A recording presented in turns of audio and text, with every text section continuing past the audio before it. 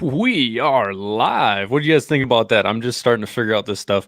That was the trailer to the PTSD versus Jiu-Jitsu documentary that I'll be filming April through June 2021. We're supposed to do it this year, but COVID kind of shut that down. Luckily, Weedify. Oh, I forgot to stop that. Hold on. Give me a second. Boom. Sorry, the video is still playing on my other side. So luckily, Weedify actually partnered up with me on this, which is awesome. So what I offered to Weedify in turn for media and sharing us around is to just partner up with us, and I'm going to give them a portion. Can't see the video. Dang it. Hopefully it worked. We'll see. Said John, tell me that didn't work out. We'll try it again, folks. We're learning here. So we're going to be traveling to Montana, Seattle, Washington. We're going to be going to NorCal. We're going to be going to Southern California, Arizona, New Mexico. We're going to Texas, Oklahoma. We just booked a spot in Louisiana, down in New Orleans. I can't wait. I've never been there. I'm actually really excited. We're going to Central Florida, South Florida, Western Florida. We're going to Georgia, North, South Carolina. We're going to Virginia, Maryland, Massachusetts. We're even planning a mountain climb up in Mount Washington and in Vermont. On our way back down, we're hitting Philly. We're going to Ohio. We're going to Kentucky, and then we're working out the last phase of the trip still. So likely we're going to be going to Indiana and Michigan, and then back up to Minnesota. So it's going to be a wild trip. I just bought a school bus, which I can't wait to go pick up down in Panama City, Florida. I'm going to pick it up in a couple days, and we're going to be converting it into a camper because all the campers were so expensive. This was only $3,000, and it's only going to cost me like $1,000 to convert this thing. And so Warriors Next Adventure will actually have a camper van or a camper school bus. They call it a schoolie. So that's going to get us around the whole country. So I can't wait to go check that out. But I figured I'd have TJ on again. Again, TJ Kreutzer is the vice president of We Defy. We did one podcast before. If you want to go back into Spotify, and you can find it there. I think it was like the 4th episode. So TJ and I have very similar thoughts when it comes to jiu-jitsu and veterans and how it's amazing. He's so much better at explaining why it's good for veterans. So I figured I'd have him come on and we'd chat a little bit. So bring him on. Hello, TJ. Hi. Thanks for coming on. Yeah, thanks for having me again. Appreciate it. Yeah, I guess the video didn't work. That kind of pisses me off. 2020. Oh well, I'll try it again later. So TJ, for a lot of people, what was that? I was telling you, there's an 80% chance that a 7-year-old is going to come down here with an emergency, like the pencil eraser fell off or something. Hey, that's fine. Like many people have watched my show before, they've seen me get bitch slapped on my 7-year-old autistic daughter. So it happens, just adds a little drama. Yeah. So you're getting off some COVID stuff, huh? You were exposed? Yeah, I'm an airline pilot, and then I had an exposure in the cockpit. So I had to quarantine for it was going to be 14 days, and got home and everything. And then the CDC changed it, based on tests. So I tested negative, didn't have it, but yeah, I mean, it's in a lot of places right now, and it's yeah. So that was okay. I lived in my basement for a while, and they fed me through a slot in the door. And my kid, it was cute. I set him up on Messenger for the first time, and he was texting me about every 20 minutes how much he loved me, and then asking me to send him pictures of Alien TV, which is a Netflix show that he loves. So I would just go and take a screenshot of an Alien TV picture, and he would like heart it and stuff like that. So it was, and now there's been a lot of hugs the last couple of days. I think he's trying to make up for the lost team. So that's cute. Yeah, I was on some. Oh, I lost my camera there. Can you still hear me? Yep, gotcha. I don't know what the heck's going on here. I'm having all kinds of difficulties today. Give me a second. Jesus. Love when this stuff happens. So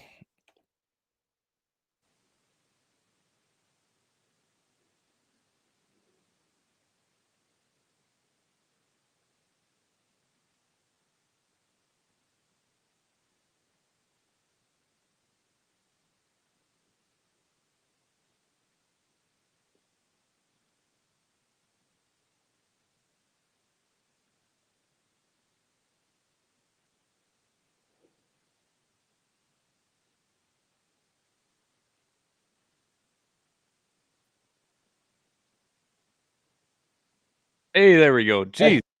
Oh my God. Oh, nothing is working right now. It's driving me nuts. I usually have my podcast equipment set up and everything, but my computer wasn't in here, so I had to get it set up real quick before we came on. So I gotta love technical difficulties. So, all right, let's try this again. So you are the vice president of Weedify. Why don't you tell everybody what Weedify is all about? So DeFi Foundation sponsors disabled vets to train jiu-jitsu as a therapy for their service-connected disabilities, physical and emotional and mental, like anxiety, depression.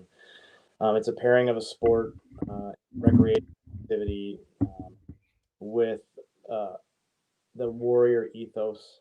That's a big part of the military culture. It's something that I think military folks can relate to really well, but it's also something that the average person relates to really well too because of the type of activity and the community that it's in.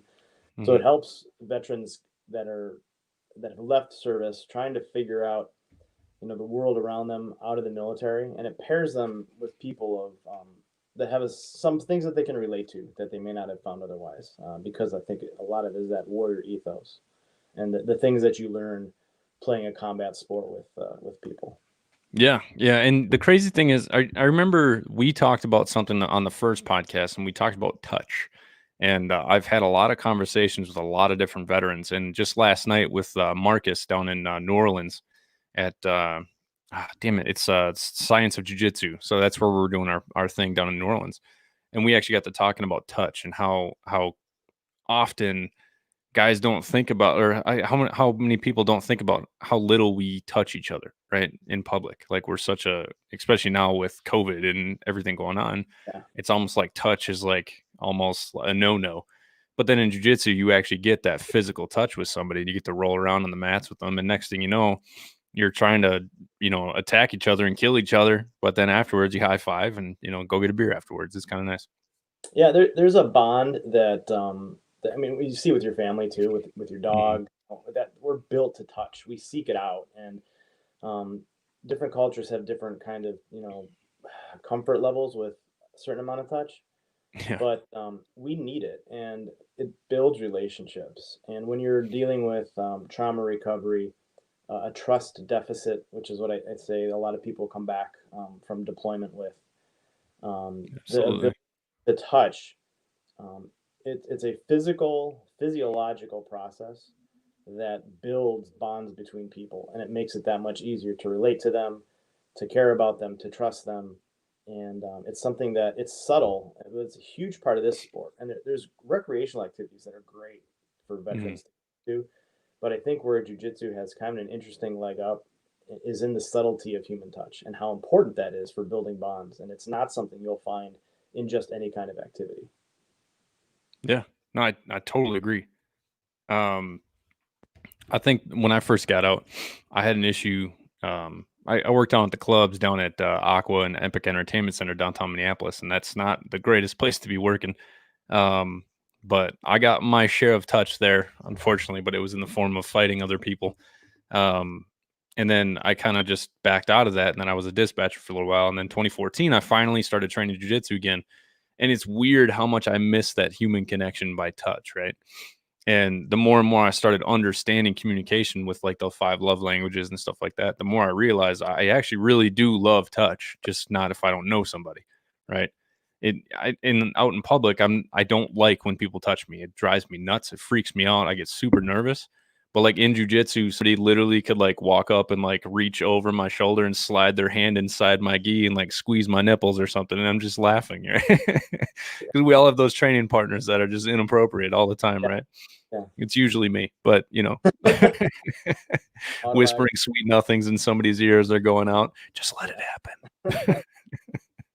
Me Yeah, I and think really important concept for recovery from trauma, and especially this is outside of my wheelhouse a little bit, but I think in terms of even like sexual trauma or sexual assault, there mm, when it's handled right, something like jujitsu and an exposure to certain anxiety driving stimulus, it can help a recovery process.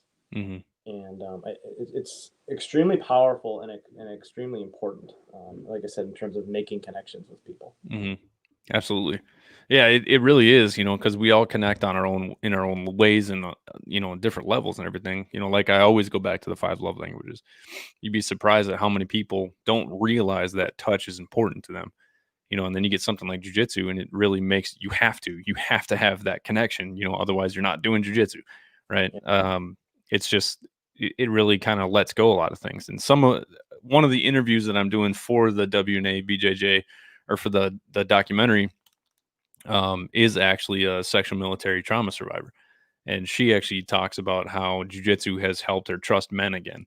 And so I can't wait to tell that story, right? So it's not really mine to tell, so I won't say too much more. But what I'll be doing is I'll be interviewing each veteran when I go to their gym. I'm specifically picking out certain veterans that I've talked to ahead of time who have great stories and literally tell the story that's similar to mine.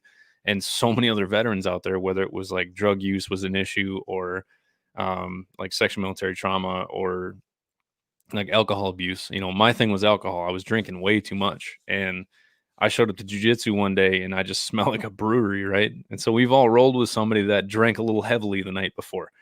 And they stink, and then people who, tend to smoke a little too much green stuff before they come in too. It drives me nuts, right? And so I realized that I'm that guy, right? I'm the stinky guy. I smell like alcohol. And I noticed that it was affecting my performance and everything like that. And so 2014, I actually quit drinking because I wanted to be better at jujitsu.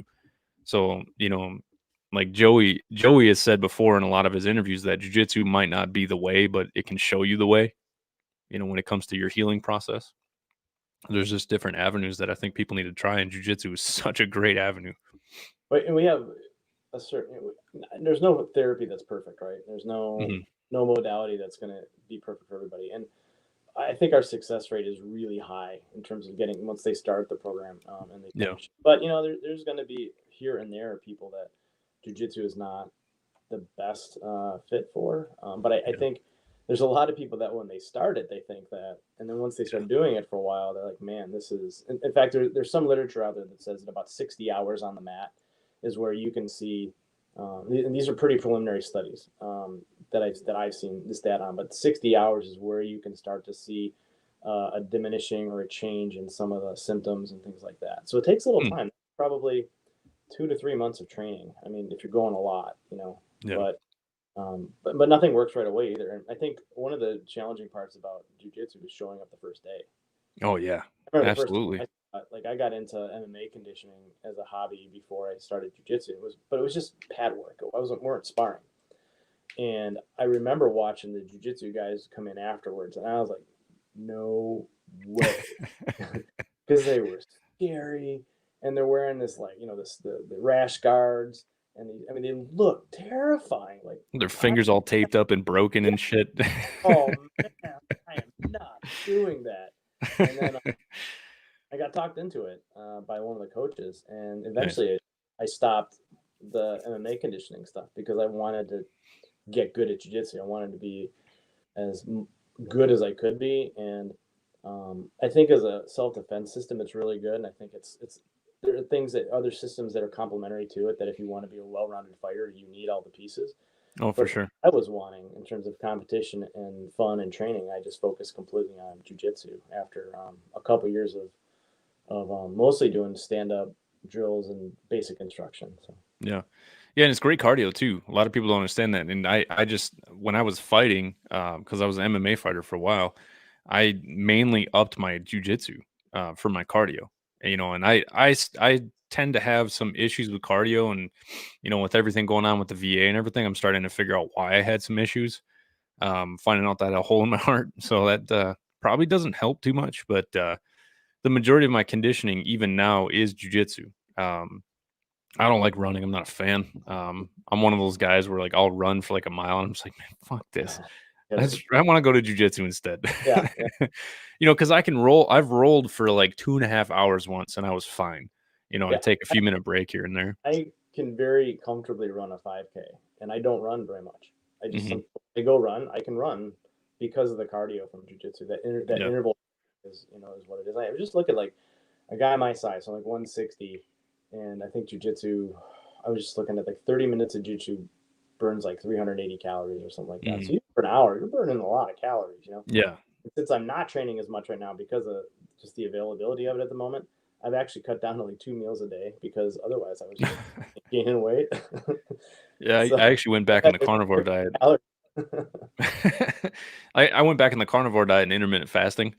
So I'm only eating like 1,500 calories a day, but I'm always full, because my first meal a day is around like 1 or 2. And I usually just eat like I'll eat like a 12-ounce ribeye, or I'll eat like a pound of ground beef or something like that, or bison or something like that. And I'm not really hungry. And then I'll eat again after jujitsu if I'm hungry enough. Yeah. So I do my best to just, anybody who hasn't done the carnivore diet, it's pretty simple. You just have to eat until you're full for the most part, and then not overdo it. And then you just can't have any carbs, because if you're eating that much meat and then you throw in carbs on top of it, those carbs are just going to go right to your ass. They're not going to be used. They're not going to be used as energy, right? I just do intermittent fasting. Like if I'm trying to lose weight for competition, like because I'll drop 6-7 pounds for IBJJF, but I don't crash diet. I'll start dieting like 2 months out, and I get really I'm the same way. fasting. It really helps, and it's real doable. I mean, the first week or two isn't that fun, but then once your body gets used to it, it's okay. It's not a big deal. I've been doing it for about 7 years, so it's just still I don't eat until like 12. Yeah, It's pretty rare. Every once in a while, I eat breakfast, but when I do, like I'm starving the whole day. Like if I don't eat until like 12, I'm fine. But it's like, I eat right in the morning. It just starts my metabolism so quickly, and I'm just like, I need to eat like every 2 hours or something like that. So I got to be careful with that, especially during this season. Yeah. Sweets and turkey and all that extra crap. Yeah.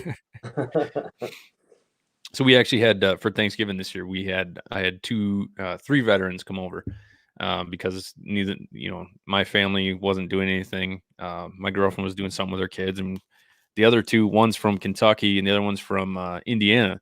And so it's just, just going to sit at home by ourselves. Just come over to my house and we'll just have a couple people over. So we're still abiding by the whole 10 people rule or whatever it was. But it was really nice to just sit and chill.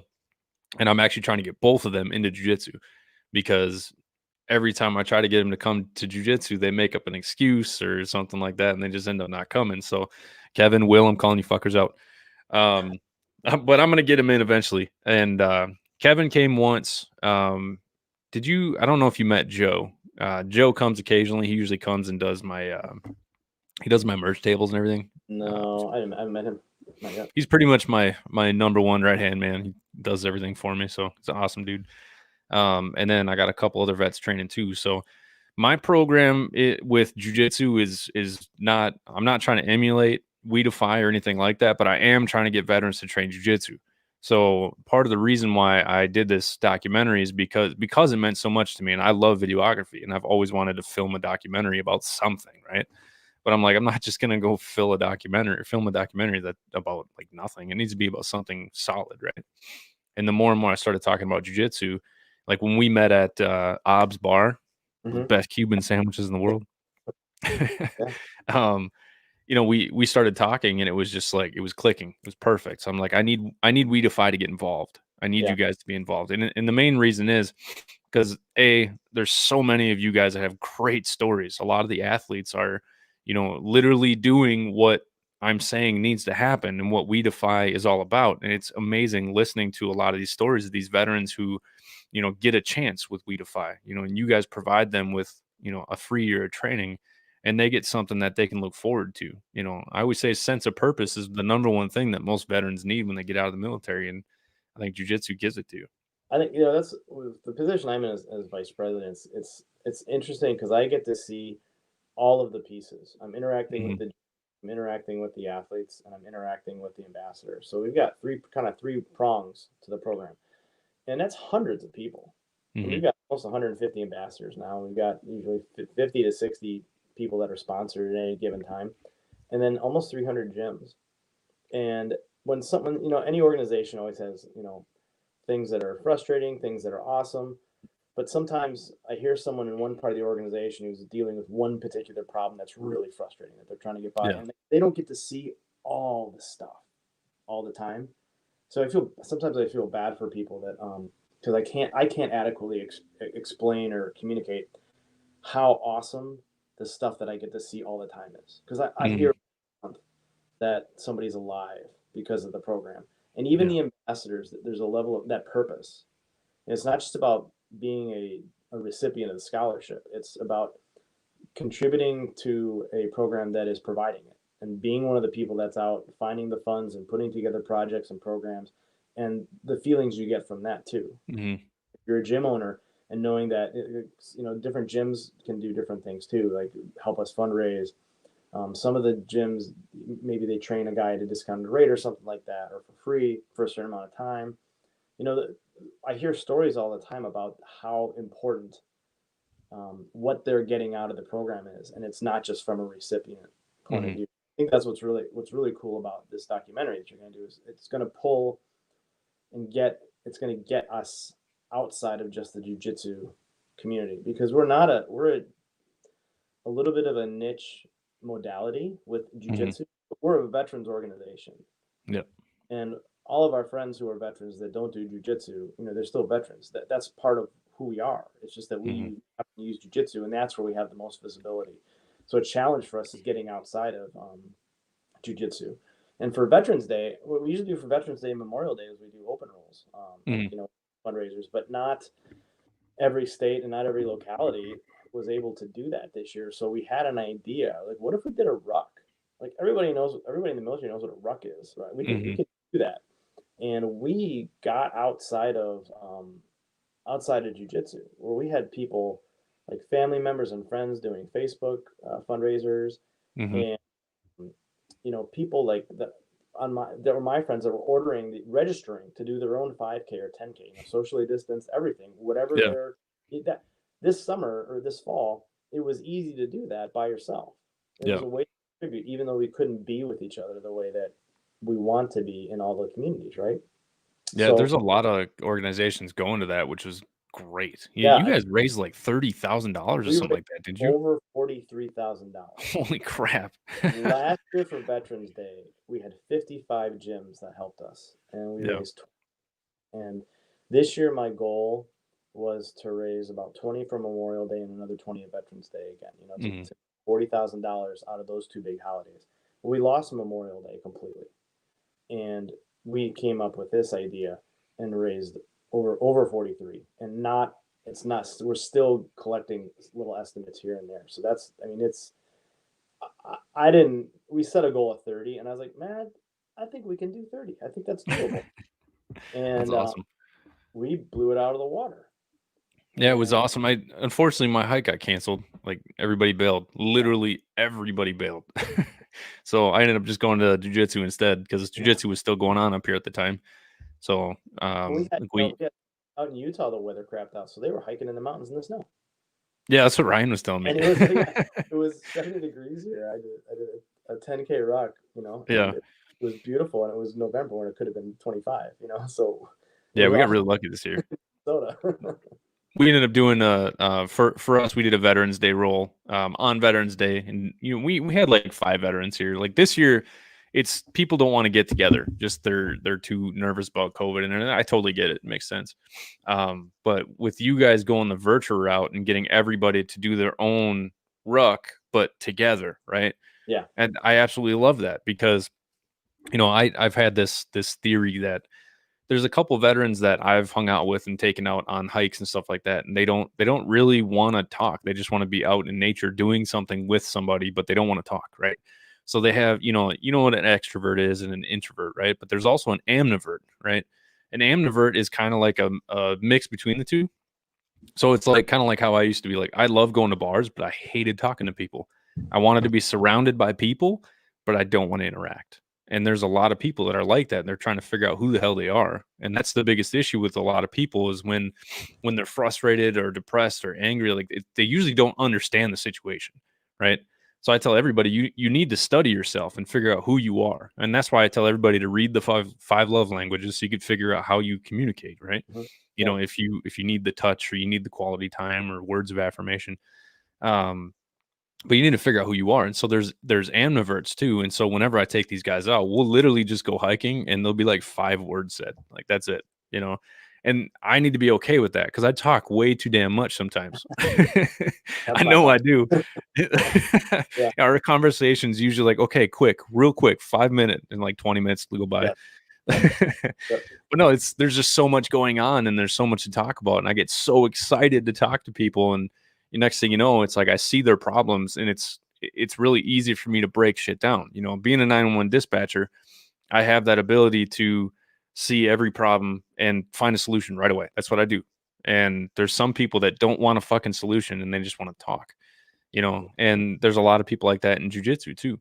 You know, some people just want to come train and leave, you know. But when you build these relationships in this sport, a lot of times when it's a Friday or a Saturday, when you don't have to run out the door because you don't have something else going on, after class, people sit around and hang out, you Mm-hmm. know, 15, 20 minutes, and you learn a lot about what's going on in people's lives, you know, and I think that's what, uh, as a veteran, especially one that's come back that thinks or might think that no one is going to understand or appreciate. I don't mean appreciate like thank you, appreciate, like be able to relate to what you're talking about. Well, you might be right in some ways because you have your own story. Everybody's got Mm-hmm. them.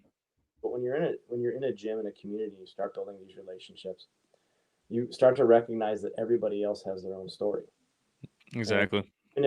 even if you maybe people don't quite understand what you've been through, you start to appreciate that they care, that you went Yeah. through it, you know, and that and you're a human, they're a human. And you build this bond, these relationships that are really important in terms of life after the military, because you Yeah. have to figure out what you're going to do, what your purpose is going to be, and what your place is going to be, where you fit, and you do fit, but you have to find it. And I think jujitsu Exactly. really, really helps with that. And I think this organization too. Like I said, I got athletes that we sponsor that are also ambassadors. So yeah, Mm-hmm. they took a little from the program, but now they're finding ways to give back to it because they're seeing the benefits, they're seeing how good it was for them to be involved in it, I love and seeing that. the different things that it addresses in terms of anxiety, isolation, depression, fitness, confidence, achievement, all these different things that come just from this really difficult sport Mm-hmm. that is uncomfortable. I mean, it forces you into anxiety driving situations Mm-hmm. where you're being crushed. If you don't want people to be around you or to be touching you, they're inside space. Yeah. You're losing if you hate losing. And you You know, got some dude's balls in your you, face you, on you should topside Kimura. coming back to that every time we talk. You always have to bring that part up. So, but that's the key. I think they say being the practice of being comfortable, being uncomfortable. Mm-hmm. But it's if you think about anxiety treatment, how do they do therapy for anxiety? It's exposure, Yep. making you feel the anxiety and then realizing that okay, this sucks, but I can cope with it. And I think when people learn that on the mats, they learn to take it out into other parts of their life. Mm-hmm. That what they're this moment, this 3 minute roll with that dude, what's left is going to be horrible, and it's just going to be terrible. But you learn to cope with the discomfort and the unpleasantness of it. And then the other component to that too is the tap, because when you tap, it stops, and there's trust that's being built there. Especially when people, like I've said before, come back with a trust deficit. Mm-hmm. There's a had a few veterans talk about this and say that when I learned that I could tap and the attack stopped, it gave me a sense of control again. Where the world around me is a mess, and I feel like I can't figure anything out, or at least not to the level that I want to. Mm-hmm. And but I know that in this environment, there's a structure and there's rules that everybody abides by, and like they don't have to. Like if somebody wanted to kill you on the mat, they could kill you on the mat. So there'd obviously be repercussions for that. Okay, but they could. They could. Maybe not be allowed back in the gym. Well, Just yeah, maybe, and that's probably the least of it. But you know what I mean. But there's a trust there that this person is going to honor what you're requesting of them. That it mm-hmm. stops, and then you start again. Yeah, like in the trailer of the documentary, there was a part that me and Mark were talking about. It was from my first podcast, and I figured I'd have Mark on because he was always, in my speech, the 6 principles, you have shooting stars and you have black clouds. he was always one of my shooting stars that really kind of guided me and like brought me into the brotherhood, right?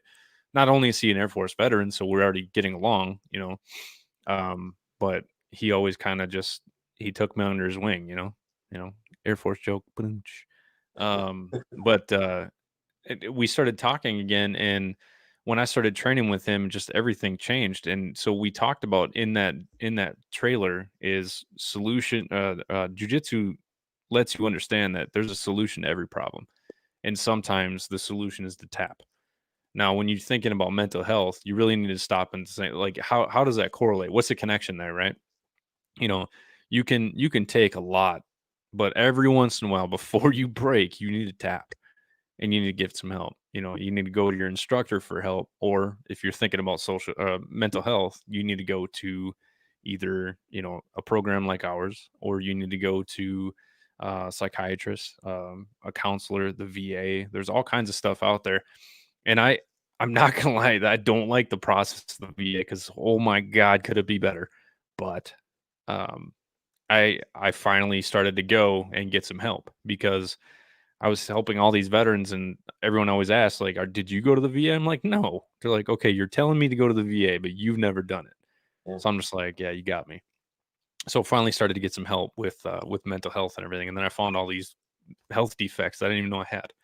So it kind of sucks, but it might have saved my life. So, But that's really, there's a lot of, and to be sponsored by, or to be on our scholarship, you have to have an 80% VA rating, which you're going to probably end up with something pretty high, and you would not be eligible for our scholarship because you don't have a VA rating. yeah. And for all kinds of reasons, people don't go. Sometimes it's ego, sometimes it's fear. Of what are they going to find in me that's going to impact my next career? You know what I mean? That's a concern depending on your job. But those are benefits. And I even had guys say, I'm not going to go because even if I could get money for my disability, I'm okay. And I don't want that money to be given to me that should go to somebody else. But that's even a fallacy because the money's there to go to whoever takes them up on it. There's no reason not to go and get those benefits worked on. And yes, it's a pain sometimes, but I've never met, well, can't say that's not true, but most people find out that it was probably worth the effort, even if it wasn't a perfect experience. And a lot of people have experiences that are just fine. Like all of the whole not a complete nightmare all the time. Like there's facilities that are great, there's doctors there that are great, just like any other healthcare system. But I think it's really important. I would stress for anybody watching this that did not file. Yeah. There are so many benefits that you have no reason to turn down. And if you're turning it down out of a sense of pride, it's unnecessary. You can still be proud and still be strong, and you're not taken from anybody else because that money is going to be there for your brothers and sisters. It just is. It's already there. Do you know who Derek Weeda is? I know the name. He's the guy that hangs out with the Black Rifle Coffee guys all the time. He's missing a leg. They always taking his leg and playing with it and stuff. And I met him at a bar here in Minnesota during a Anytime Fitness gathering, and he was in there. And my buddy Paul introduced us, told me who he was, and I didn't know who he was at the time. But we started talking, and he said he was a veteran and everything, and I was like, oh yeah, I was a veteran too. I was like, yeah, but I was just in the Air Force. But he was like, just in the Air Force. He's like, you were in the military, dude. Just be proud of it. And I was like, yeah, sure. He's like, did you go to the VA? And I'm like, no, dude. I was like, I'm fine. I didn't like lose a leg or something. And I pointed at his leg, and he laughed. He's like, dude. He's like, don't undervalue the shit that you went through. Realize that everybody's going through their own thing. He's like, you served. And when you sign that dotted line, the VA says they will take care of you after the military. That's there for you. You're supposed to use it. Even if you can still work, you're supposed to go get it done, because there's so many things that, like you said, that can help you with, and then after going since, I started going back in like March 2019, and I'm still doing my claim. Now let me preface that with every single doctor that I met with and nurse has been amazing. Everybody I've interacted with at the VA has been wonderful. The St. Cloud in Minneapolis VA has just been amazing. I don't know what other VAs are like, but they're fabulous. Yeah. Now, the process, I don't know who's running that, but good God, I'm a year and a half later, I'm still waiting. But Well, when I left, we had a really, really good advocate that was Mhm. that when we were on active duty. He said, the best thing you can do before you leave is get all that stuff done and processed right now, because it'll take no time compared to Mhm. what it'll take if you wait till after. And you can still get it done after, but Yeah. it's going to take a really long time. If you do it now as you're separating from active duty, this is the best possible scenario for you and the best timeline. And I did that, and I've been able to go back and get things updated and changed and reevaluated as necessary, because I'm 43 years old, and things go wrong in your body, and when they can be tied back to military service, your disability rating and the money you get every month and the benefits you have access to get higher and Yeah, higher. I mean, it's you're really only inadvertently hurting yourself if you don't file. exactly. Well, like we talked about the other day, when we were talking on the phone, I was telling you that, I have a couple, I won't get into my health issues, but I'm likely going to be 100%, with the things that they found. I'm probably going to have fucking open heart surgery so I can fix whatever's going on with my ticker. Um, luckily, I can still train jiu-jitsu. I can still do a lot of things. It's just I wear out so fast. And there's a couple of things I'm still going to get checked out for. But now that I'm running Warriors Next Adventure, I have a completely different focus on life. And what that's going to open me up to do is, if I do get 100%, which I'm going to take it, um, is I'm going to be able to serve veterans 24/7. I'm literally going to be able to live my dream, doing Warriors Next Adventure, helping veterans every second of the day, rather than, working 100 plus hours a week, being a dispatcher and working here. If a veteran needs me on the other side of the country, I just bought a bus and I'm turning that thing into a camper. Yeah. So I can literally go anywhere and I have a place to stay. I can pick up a veteran and we can disappear for like 2 or 3 days. I can do what I need to do anytime I need to do it. And then I can set up weekly things. Something I want to talk to you about too is I'm actually looking at getting a building and making like it's for Warriors Next Adventure, but it's gonna be kind of like a USO. So it'll be a place where people can come hang out. And I want to have, like a podcast studio and teach veterans how to podcast, but I want to get some jujitsu mats in there too. And I've been talking to Mark and a few things. I'll talk to you about that stuff offline. Just I'm not sure if it's going to work out or not, um, but it's just getting veterans together is amazing. And if I have this happening, I literally can do all of these things. So if I get that 100%, not only is it going to benefit me and finally help me out, but I'm going to literally be able to maximize my efforts by doing this. So if I went to gone to the VA, my dreams of running this nonprofit full time, there's no way I could do it. Yeah. No way, you know. Yeah. I mean, you gotta have. So It's hard. I mean, you gotta have a way to. You gotta have income. You gotta have a way to live, and yeah, with that 100% disability rating, that's a good chunk of change. I mean, it covers a lot of, a lot of income that would not, and mhm, they're doing it because they know that because of the injuries, they're trying to replace. I mean, that's what the VA rating is, right? And the money. It doesn't mean you can't do anything. It doesn't mean that at 100% disability doesn't mean I cannot do anything because I'm 100% disabled. What they're yeah, trying to do, what it's meant to do, is supplement your income for the likely earnings lost due to the things that military service, created in your body or caused you to mhm, experience. So, um, yeah, I mean, again, you're only hurting yourself if you don't go, and exactly. by getting access to those resources, that creates other opportunities, like you're saying, and your situation with your normal employment too. You have a really interesting skill set professionally already that is going to be paired really well with this adventure and Yeah, you know what I mean, because of the trauma management, the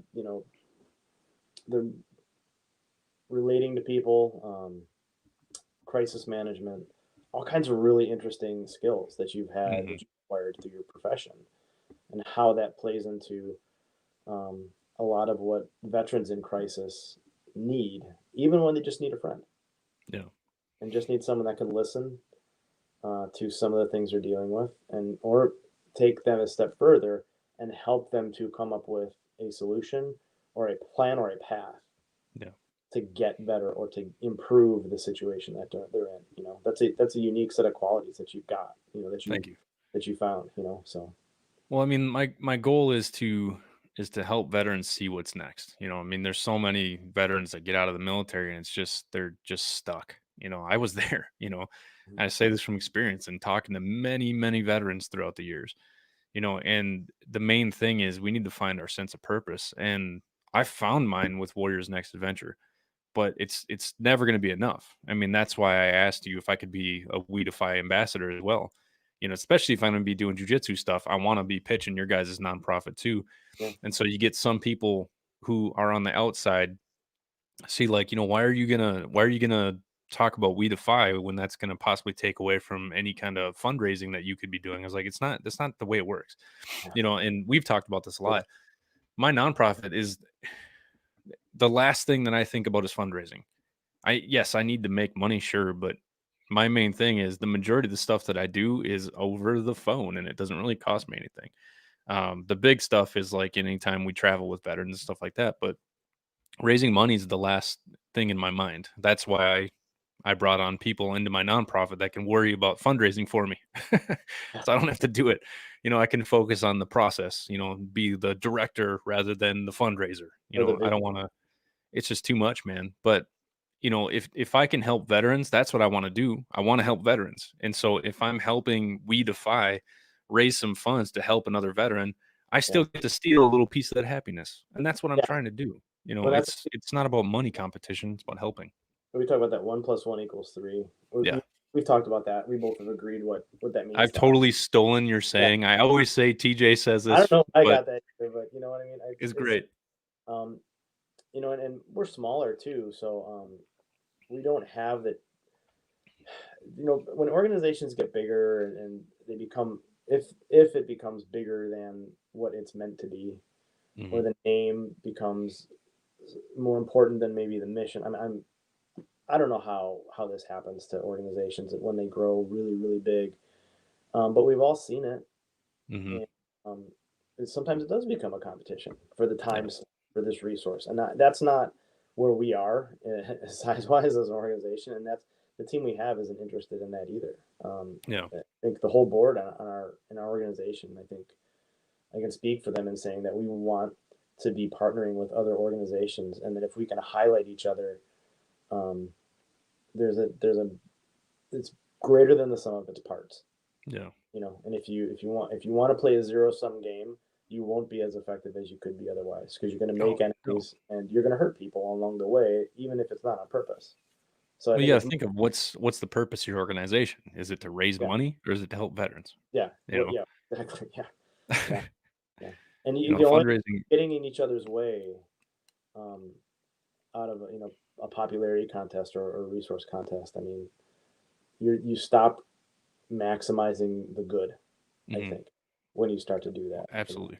And maybe I don't. No, I totally agree, and that's why on my jiu-jitsu tour, I'm trying to get as many Weedify gyms involved as possible. Like I think I got like 10 to 15 Weedify gyms. And then in my interviews, I think I have like 12 Weedify athletes. And then on top of that, we have a bunch of ambassadors that are going to be at every event. And I'm going to have a merch table for myself, and I'm going to have a veteran doing that. But I'm working on coordinating getting a Weedify, either an ambassador or a regional manager or something like that. Some Weedify representative there as well, selling merchandise there, because I want to make this a fundraiser for you guys too. And then on top of that, like I said, when I get that school bus, I'm trying to sell 10 sponsorships for $1,000 a piece. And that'll equal $10,000. And that will likely pay for all gas or any kind of like admin stuff to get us around the whole country. That'll literally pay for the whole thing. Yeah. And then on top of that, we got the GoFundMe. And so like we talked about the other day, so all the money that I make from the sponsorships on the bus and the GoFundMe, I'm donating 10% after all the expenses to Weedify. So I want to raise as much money as I can so I can give you guys as much as I can as well. But on top of that, every stop I make, Weedify has a chance to raise some funds as well. So it's like, why would I not? Because that's another veteran that's going to be helped. What I'm really excited about with this thing is the stories. Yeah. Because I want to hear people's stories. I want people to be able to tell their story and have an audience, because because otherwise, no, you're giving them an opportunity to be heard, Mhm. to explain not just jujitsu and why jujitsu is good for veterans, but what it means to be a veteran and to search, Yeah. and how they cope with it, and how they find ways to cope with it, in the hopes that someone else will hear that story and be like, okay, Well, a lot of there. these veterans have they have additional hobbies too. Like Chris Ruiz, he's not a Weedify rep or anything. I think that one's actually going to be Mission 22. There's a rep there that wants to set up a booth. I'm sure, why not? Chris is actually a blacksmith. He makes knives and everything, so that's actually really cool. I got another veteran who likes to surf, one that likes to mountain bike. I got all kinds of crazy stuff we're doing. So the itinerary is going to be pretty similar to what it was supposed to be this year. But I added in a couple days here and there for me to rest because we were talking. You're like, dude, you need to chill. Yeah, relax some at some point. So the good thing is now I have one for sure, maybe two veterans coming with me. So we'll have 3 bunk beds inside the bus, or 3 beds inside the bus. So I can actually sleep while somebody's driving too. So I can actually get some more rest time in. But I can also start doing some editing because, oh my God, I got so It much could be a lot. editing I have to do. Yeah. Every single stop is going to be a separate episode. So I'm going to make like a YouTube series. So it'll be called PTSD versus Jiu-Jitsu. And then it'll have its own playlist on YouTube, and it'll be a series. So like episode 1, episode 2, whatever. So every stop will have its own episode. Maybe every state. I don't know. We'll see. Depends on the it depends on the videos that I get and how good it is and everything. So we'll see. But every single person is going to have their own like 20-ish minutes of their own documentary essentially. And then some might be longer than others. It just really depends. But then afterwards, what I'm going to do, so that's like, I think we hit like 29 jujitsu gyms. I have the totals in my head right now, but so we'll have at least 29 different episodes, and then we have to take all of that and cram it into like an hour and a half documentary. So it's going to be hours and hours and hours of footage that I have to break down. So What's really interesting too about you doing this and then going to a lot of the Weedify places with the athletes, and with COVID the way it's been, and Zoom and the technology, we've talked about how the gyms are supposed to be the support, right? Like there's only so much we can do. We pay for the scholarship, but it's really the gym that's supposed to be supporting the person. yep, But we've got enough volunteers now that we have started assigning ambassadors to be mentors. Like you've taken on that for guys. So I've got actually, I really like that program. By the way, yeah, I think it's great. and with this documentary and going around and starting to connect people throughout the organization, throughout Weedify, is really neat because I think the original thought of it was put these veterans in a gym where they can, build something. Yeah, But now we're doing it within our organization. Like our organization is building its own identity. And I think, COVID has forced a little bit of that. But also the availability of all these ambassadors has given it an opportunity hmm to get around together and talk and be with each other. And you're going to be bouncing between places. And the more times we meet, because that's not that easy to do. It's hard to go. Like the headquarters in Texas, I'm in Minnesota. I can go anywhere in the world I want as a pilot pretty easily, but I don't get to go there that often. yeah, But all these little ways that we're connecting are really creating an identity for this organization that's really special yeah, and really unique, and people want to be a part of it. Whether they want it, whether they're an ambassador or a gym, people are wanting more and more to be a part of and contribute, and that's part of why this Veterans Day thing went off so well. yeah. Because people are starting to feel like they're part of something, and it's happening almost on its own. And I don't think Mhm. that we intended for that to happen, but it's building. There's this Yeah. momentum, that's rolling, and it's these kinds of contributions, like the effort, the time, the heart, and the personal connections that are propelling it. Yeah. Yeah, I recently started an ambassador program as well, just because I mean I was gonna do it eventually, but I couldn't figure it out. And so recently I had something along those lines of getting my organization together. So right now, my organization is a total of 7 people. Um, we're really small.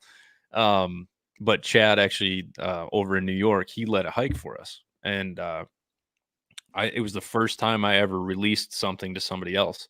And you know how much work I do for WNA, and it's not overwhelming, but it is hard to keep everything organized, because right now I'm trying to do, this whole documentary tour. I got over 100 people I'm coordinating with on this tour. On top of that, I need to make sure I have a reliable camera guy coming with me. Yeah. I need to make sure at every gym I have somebody that can help with the merchandise. I need to make sure at every single gym I have somebody that can be my cheerleader, before I get there, to start, hey, come to the event, make sure everybody gets together. So finally I let one of my ambassadors lead a hike to Mount Marcy. It's the highest mountain peak in New York. And he did such a great job just speaking the name of WNA and, brotherhood, camaraderie, and sense of purpose, doing something, the next adventure. It was awesome. We had one of the guys that was actually supposed to climb, his name was Nick Volger. He actually died in April, so he wasn't able to climb the mountain. So his mom actually went with and climbed the mountain with my guys. Wow. So Warriors Next Adventure climbed the mountain and took one of their brother's moms up there, and she made it all the way to the top. So 12 guys all made it to the top. It was absolutely amazing. Yeah.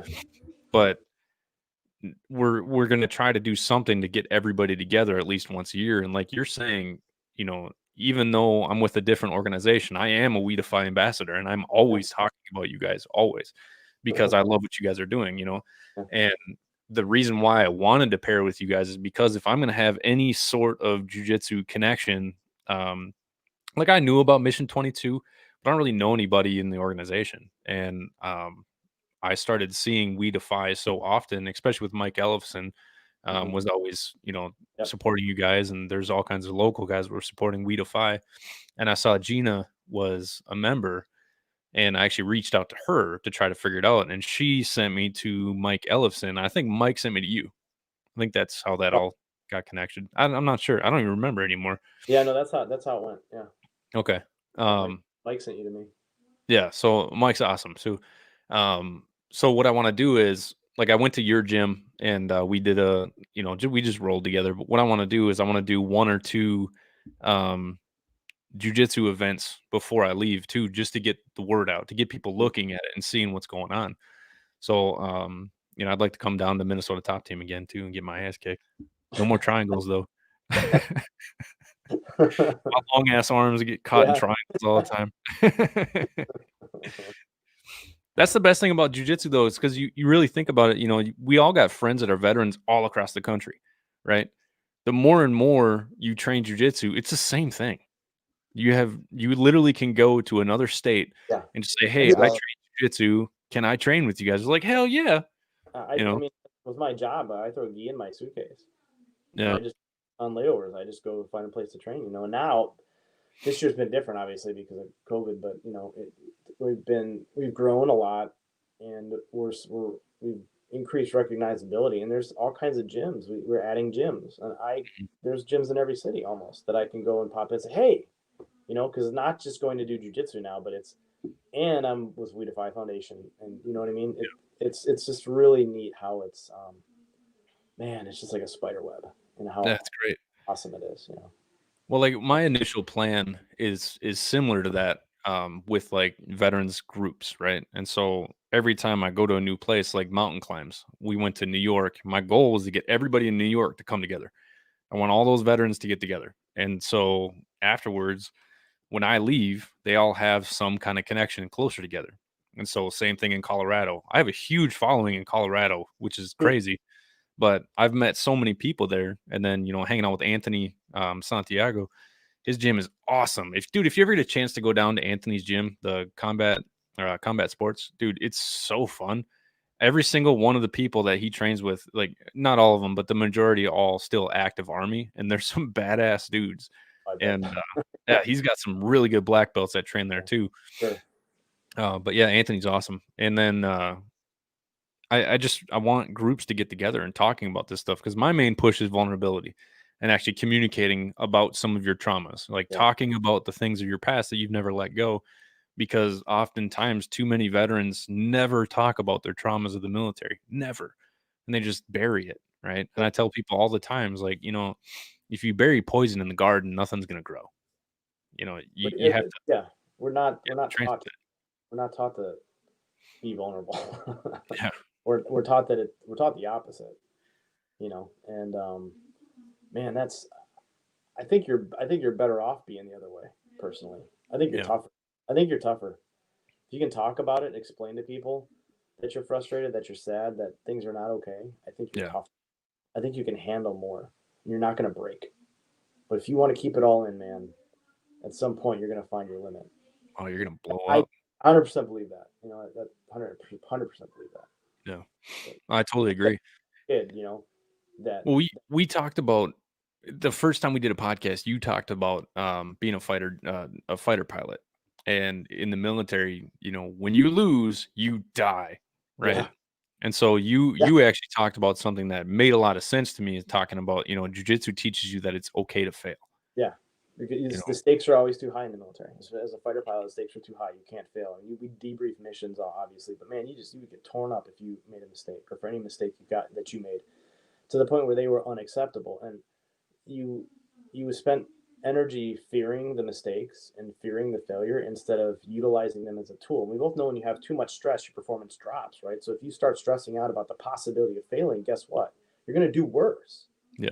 In jiu-jitsu, you learn, okay, I failed. I died here in this moment. This guy who choked, I submitted, but you learn to not fear that losing. I mean, I hated losing. I used to get furious when I was new, but now it's just part of it, and I wish I had that before, because if I had known that, I'd have been a better fighter pilot. I'd have had more brain power to use towards getting good at fighting people in an airplane instead of beating myself up. Yeah. We only have this much brain space, right? And if you're not going to use it for good, then you're going to take away from the good you could be doing. Exactly. So that's why I think a lot of it has to do with fighter pilot. I think a lot of it has to do with understanding too. Like, you need to understand things, and so sometimes going to get help. Therapy. The only thing therapy's doing is helping you understand. That's it. Well, A lot of people think. Yeah, a lot of people think it's going to help cure. It's going to cure you, right?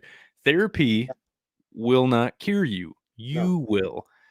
You need to heal you, but you need to get the right tools, right? And so therapists are there to give you the tools. Yeah, I tell people. I sometimes with medication and things like that, they're a tool, but I think they're better, or they're best. Again, not a psychologist, right? I have a psychology background, but I'm not a professional. Those tools can help take the edge off, or can help you be open and ready, or help shift your brain processes into a way where you can more cognitively function and use the therapy tools that you're being given. But by themselves, they aren't going to change anything.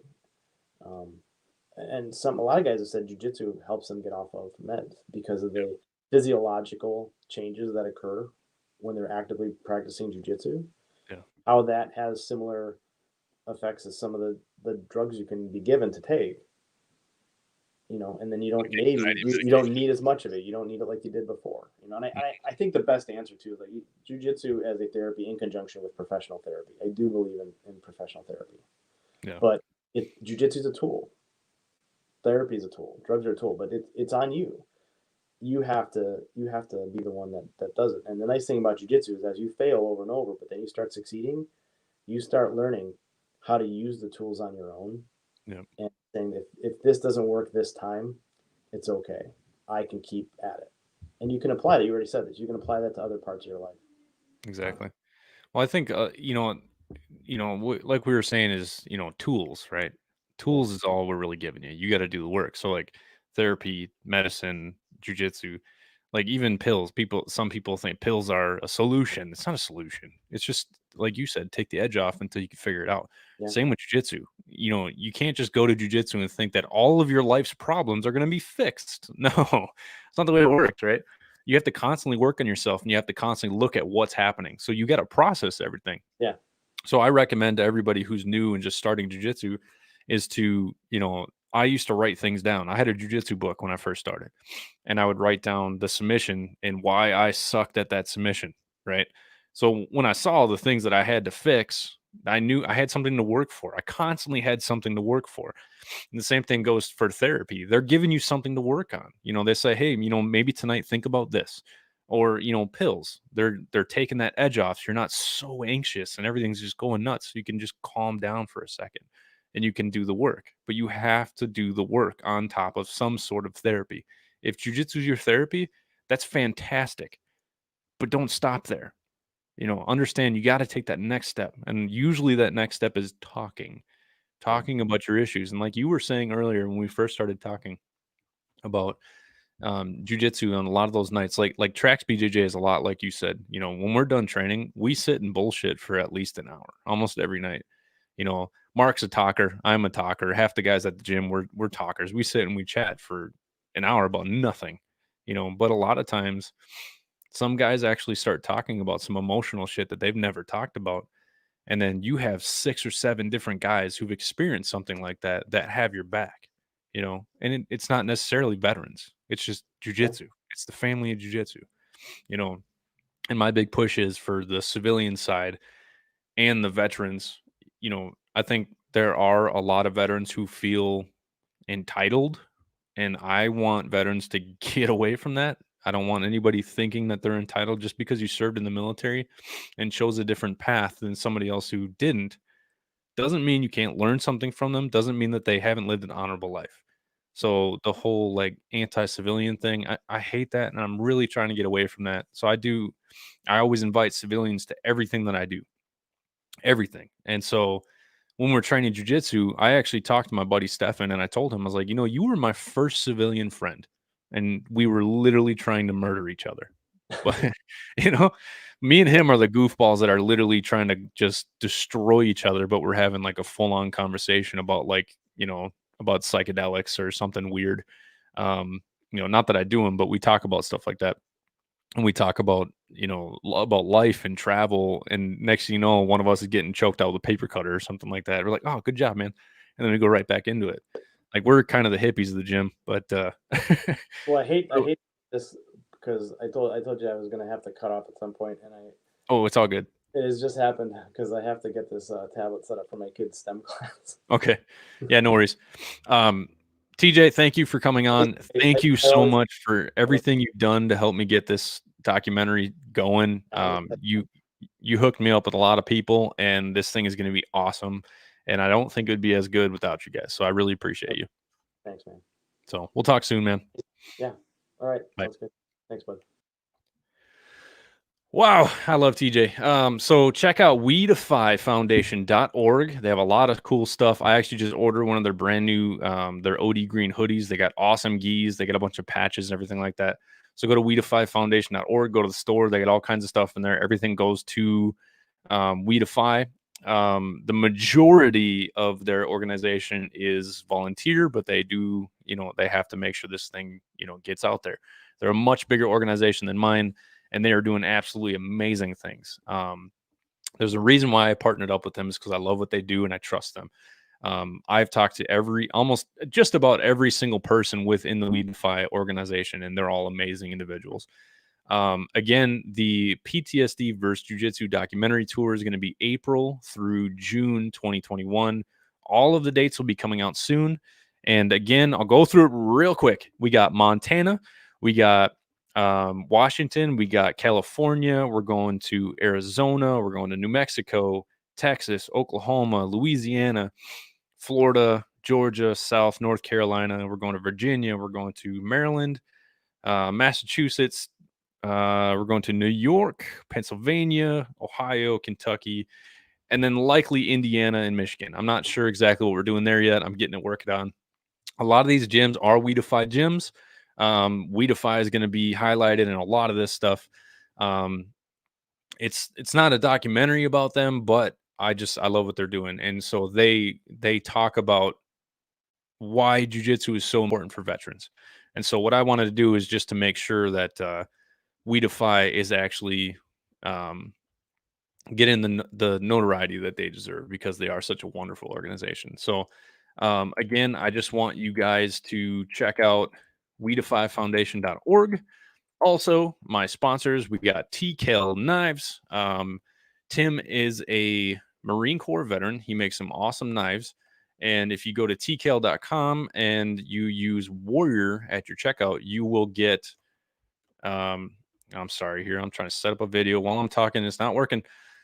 So if you use Warrior at checkout, you will get 10% off, and that 10% will get donated to Warrior's Next Adventure. So go check out their knives. I have mine. I use it all the time. It's amazing. Also, go to warriorsnextadventure.com, go to the store, and you'll see we have tumblers and we have water bottles. So if you go there, go to the store, it'll take you over to Buffalo Custom Engraving because they're the ones making them for us. And what they'll do is if you order one, you order it through their website, and they will donate to us at the end of the month, and then they will make and ship your tumbler for you. So one more time, I'm going to show the PTSD versus Jiu-Jitsu documentary, and then I'm going to end the live stream. I just want to say thank you guys for following. Post the links. Yes, Lisa, I will post the links on this video. I'll update the description, so you can click on that stuff after the video is over. I'll click on all that stuff. So I hope you guys enjoy the trailer that I set up here. I'm going to play it now, and thank you guys for listening.